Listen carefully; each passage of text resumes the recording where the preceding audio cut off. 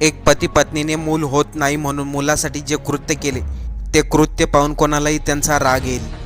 मुंबई येथील बदलापूरमध्ये आजगावकर हे दाम्पत्य राहते। या दाम्पत्याच्या लग्नाला 5 ते 7 वर्ष झाले, परंतु त्यांना मूल झाले नाही।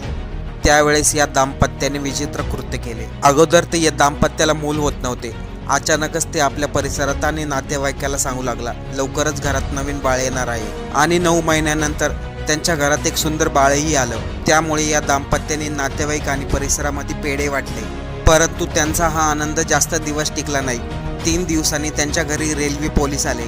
बोरिवलीच्या रेल्वे स्थानकावरती एक बेघर दाम्पत्य राहत होते। काही दिवसा अगोदर हे बेघर दाम्पत्य बोरिवलीच्या फुटपाथवरती झोपले होते। त्यावेळेस त्यांचे बाळ अचानक रात्रीमधून गायब झाले। त्यामुळे त्या रोडवरील दाम्पत्याने पोलिसांमध्ये कंप्लेंट केली आणि हेच बाळ घेण्यासाठी रेल्वे पोलीस आजगावकर या दाम्पत्याच्या घरी गेले। आजगावकर या दाम्पत्याने काही